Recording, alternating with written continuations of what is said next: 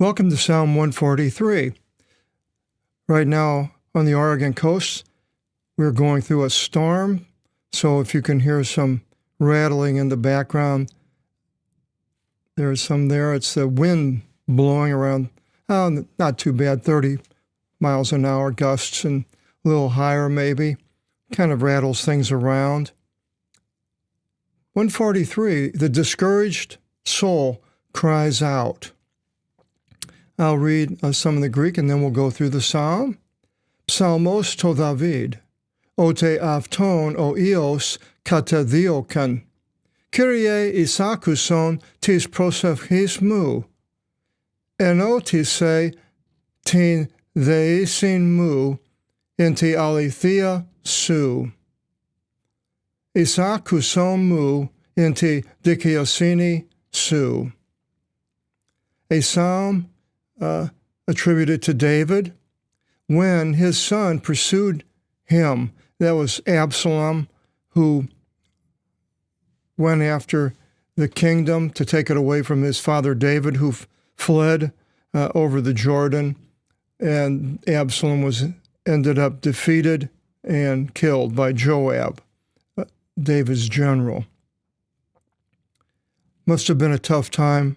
If this is the case, I question some of these titles, but if that was the case, it would be a hard time for a man when your son is pursuing you to kill you. O Lord, listen to my prayer. Now I have this line here because it's have 1522, Isakuson. Here it's listen, and down here I have hearken. You can use either one. O Lord, hearken to my prayer and listen to me, or listen to my prayer, hearken to me, or listen to my prayer and listen to me, or hearken to my prayer, hearken to me. Any of the choices you'd like to make.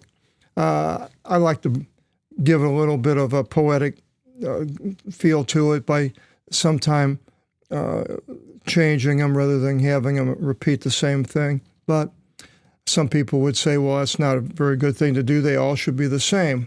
Yeah, that's another opinion. It doesn't always work that way because sometimes a Greek word can have two different meanings, the same Greek word, two different meanings, but you couldn't use it in the same respect in every instance, except like for a cattle graze, it would use the word for grazing, but people eat dinner. You wouldn't use the cattle ate dinner and the man grazed unless it was a teenager. But here it's, O Lord, listen to my prayer, and like the last psalm, then give ear or hearken. Hearken's down here. Then give ear to my supplication in your truth. Now, I would imagine when he's saying in your truth, it's in what he would want, not what I want. The supplication, my supplication to God may not be something that was in his will. We'll get into will down here a little bit later. But then again, hearken or listen to me in your righteousness. And God is perfection, of course. And righteousness is what he is and what he looks for in us. So hearken to me in your righteousness, not in my righteousness, because our righteousness falls flat. And if that was the case, we might not have very many prayers answered. But in the righteousness of Christ is what I would like to pray. Lord, this and this and this, and pray it in Jesus' name. And that's the righteousness that I would choose, that God would look at through Jesus. And Jesus would help me through the Holy Spirit to pray the right thing that would be in the will of God. In verse 2, and you should not enter into judgment with your bondman. Now, listening up here, O Lord, listen to my prayer. In Acts 10:31, it says, and he, Cornelius, and he says, Cornelius, your prayer was listened to, and your gifts of charity were remembered before God. Cornelius was a centurion that was, I forgot where it was, but Peter was fairly close, and Cornelius, the centurion, was listened to by God, and he called for Peter. Peter came and told Cornelius, the servant, the things of God. One thing I ran across that's very interesting is, I'm not sure of the last the last seminar video, I mentioned this mosaic that was found. I can't remember if it was the last one or if it was 2 ago or it was just the last one. If it was 142, Psalm 142, I had to do it 3 times. The first time I did it and I played it back and it was all black and forgot to turn the lights on. The second time I did it, the software crashed. I lost it. And then the third time I completed Psalm 142. But I mentioned somewhere about this mosaic, and I thought, well, this would be an ideal place to bring it up because we have a Cornelius who is a Roman, a believer. And here it says, it talks about the God Jesus Christ mosaic.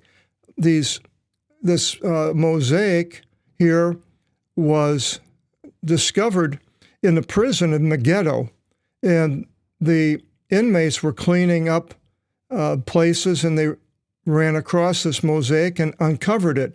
And to me, it's the most important find in archaeological history. Nothing more important than this. Maybe if they found the Ark of the Covenant, but I think this even surpasses the Ark of the, if they found the Ark of the Covenant.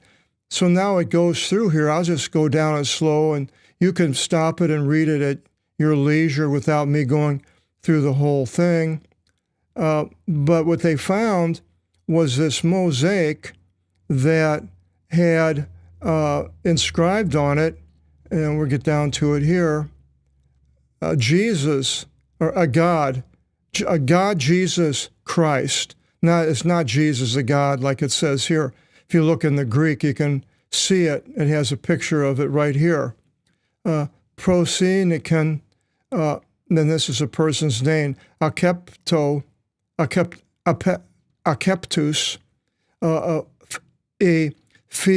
Philotheos, a friend of God, Tain, Tropezan, the table, it was from this person. And then Theo is to God, Jesu Christo, to the God Jesus Christ. Well, and then it has the fish, which shows it again that this Christian, and they believe this could have been around 230 BC. They're questioning if it was that early because of the Romans. You can read this whole article. They're saying, well, the Romans, they believe? Well, they apparently haven't read Acts. They being, I suppose you would be Israel, people of Israel in the archaeology. And so it goes on here, and then it tells about the man's name, and he was a Roman, and then he paid to have this mosaic made. There was a table in there. I'm not exactly sure what it could have been for, a prayer room of some sort. It wasn't real large. And here they are cleaning it all up, and hope I didn't go through it too fast. That's the end of it there. I think that's in Haaretz, Haretz. You can look up on YouTube Megiddo prison mosaic, and you'll find it. So we went in one and talked about Cornelius listening, and we're studying the word to listen to. And Cornelius, the centurion, was listened to. Hebrews 5:7, it says about Jesus, who in the days of his flesh offered both supplications and earnest entreaties to the one being able to deliver him from death, with a strong cry and having offered tears, and was listened to because of his veneration. Then in 2 it says, and you should not enter into judgment with your bondmen, for all the living shall do justice before you. Verse 3, for the enemy pursued my soul. He humbled my life into the ground. He seated me in dark places as a dead one of the eon. Who are the enemies in the New Testament? In Matthew 10:36 it says, and the enemies of the man are the ones of his own house. Jesus referring almost to his own family. And this happens many times. Happened in my family, and I'm sure many of you out there watching this video. In Mark 12:36, Jesus says, sit down at my right until whenever I should make your enemies a footstool for your feet. In Luke 19:27, furthermore, my enemies, those of the ones not wanting me to reign over them, lead them here and butcher them in front of me. And he's giving this parable of this man and the enemies, his enemies not wanting him to reign, which would be like the Jews not wanting Jesus to reign over them. And then he humbled my life unto the ground. In the New Testament, we see in Philippians 2:8 about humbling. It says, and in condition, having been found as a man, he humbled himself, having become subject unto death, even the death of a cross. He seated me in dark places as a dead one of the eon. And so this was a discouraging thing for this man, for David. His son was chasing him, and my spirit was discouraged upon me. Epi is upon, not within. And then N is in. My heart was disturbed in me. And being disturbed, we see that in John 11:33, where it says, Jesus then, as he beheld her weeping, and the Jews, and I think that was Mary or Martha, Lazarus when he died at the tomb, and the Jews coming with her weeping, was deeply moved in the spirit and troubled himself. So troubled, disturbed. He was disturbed or troubled. And then John 12:27, it says, now my soul has been disturbed. And who should I say?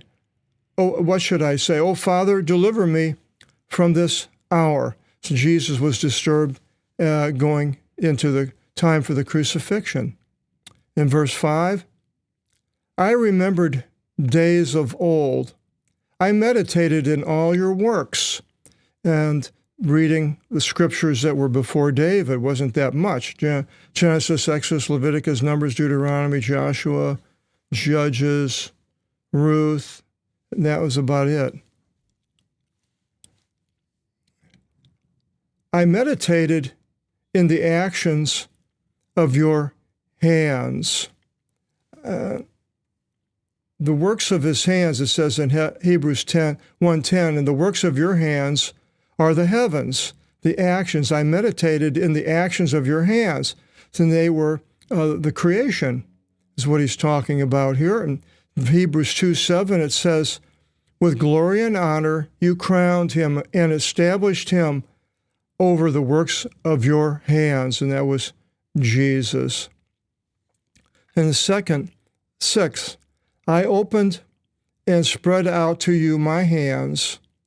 My soul is as a waterless land to you. And opening the hands to God to reach up, to grab him, have him come and help while you're drowning would be something that would be very common. And you help me, God. And when you really want God, you use your hands. It's not you're just laying back. Oh, geez, God, help me. But help me. And you reach up with your hands. It says in, I don't have the place here. I didn't write it down, but it'll be in the note at the bottom here. And he led them outside as far as Bethany, and lifting up his hands, he blessed them. And that was the disciples as he was going to rise up into heaven. He lifted up his hands and blessed them. In 1 Timothy 2:8, he says, Paul says, I want then the men to pray in every place, lifting up sacred hands. So lifting up hands to God, many churches do. The church I grew up in didn't. Nobody ever lifted up their hand, but then I had the born from above experience. And then a church I went to, the mega church in Southern California, we all lifted our hands many times to God. Verse 7, quickly listen to me, O Lord. Do it. I need it now. For my spirit fails. I'm going to die. If you don't do something about it. You should not turn your face from me, that I shall be like the ones going down into the pit.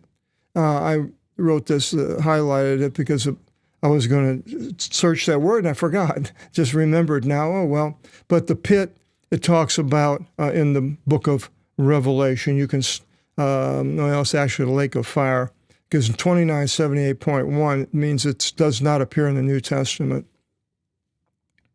In verse 8, cause your mercy to be audible to me in the morning. Now, I look at this psalm a lot. You could see a lot of these things are very similar to what Jesus has experienced. And I look at this right here, and this one really caught my eye. Cause your mercy to be audible. Now, how can God be audible where you can hear it in the morning, except for being Jesus? He heard the Father. For upon you I hoped. Make known to me, O Lord, the way in which I shall go. Because here Jesus, asking the Father, for to you I lifted my soul. Rescue me from out of my enemies, which Jesus ran into all the time, wanted to kill him. O Lord, to you I take refuge.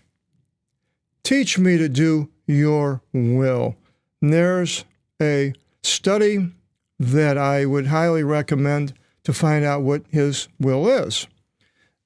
To find out what God's will is in our life, I would go through what I did is went through the 4 Gospels, and I had a spiral binder and line down the middle, and it was things that God wanted me to do and what he didn't want me to do. And I would go down and I would write them and so forth, and then when something repeated, I put a number and after a line and 1, 2, 3, 4 and a cross, and I did that. So the ones that had many of these lines meant that was more important than one that only had one line, if that makes sense to you, and to know to do the will of God. In Matthew 6:10, Jesus says, let your will come to pass as in heaven, also upon the earth. And it's the Lord's Prayer. His will, let God's will come to pass. For Jesus saying that. Matthew 7:21, he says, not all saying to me, O Lord, shall enter into the kingdom of the heavens, but the one doing the will of my Father in heavens. So that is the one. So we need to do the will of the Father, and we need to read the Bible and find out what it is. And I have a lot of people always wanting me to read something, books by man.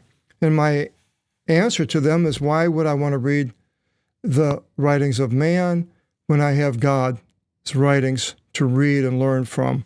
That's what I have chosen. Jesus, in John 4:34, it says, Jesus says to them, my food is that I do the will of the one having sent me, and I should perfect his work. So Jesus is doing the will of the Father who sent him. Jesus is sending us, so we should be doing the will of Jesus and the Father to perfect his work. In John here, 6:38, it says, excuse me, Jesus says, "For I have descended from out of the heaven, not that I should do my will, but the will of the one having sent me. And this is the will of the one of the Father having sent me, that all which he has given to me, I should not lose from out of him." This shouldn't be it, should be him. "But should raise it," and then we have it there, "in the last day. And this is the will of the one having sent me, that everyone viewing the Son and trusting in him should have life eternal, and I will raise him up, in the last day." This is what the will that Jesus has. And then it says in Matthew 18:14 that his will is none should perish. That's what he wants, no one to perish, to go to hell, Hades. And then 26:42 of Matthew, God's will was that Jesus would go to the cross. And then it continues, "Teach me to do your will, for you are my God." And I believe the best way, as I mentioned, is going through the Word and writing them all down. The will of God in our lives is way different than it would have been for David here. "Your good spirit shall guide me in an upright land." Now, I'm not exactly sure what upright land would be talking about. He did go across the Jordan, though, into another land. "Because of your name, O Lord, you shall enliven me. In righteousness you shall lead my soul from out of affliction." Because of his name. And to us, the name as Christians is Jesus, Jesus. And because of Jesus, you shall enliven me. In your righteousness, the righteousness of Christ, you shall lead my soul from out of affliction. So there we see the righteousness of God through Christ. "And in your mercy you shall utterly destroy my enemies and destroy all the ones afflicting my soul, for I am your bondman." And God destroying our enemies. Well, the enemies were real to David. They were wanting to kill him. So this is what he's saying, destroy them in war. Us as Christians with our enemies, a little bit different, that we are to pray for them and best pray for their deliverance the best that we can, because we are bondmen of Jesus Christ, and this is what he wants us to do. Psalm 144 is a prayer of deliverance, and we'll go through that psalm next. Hope you join us. Till then, God bless.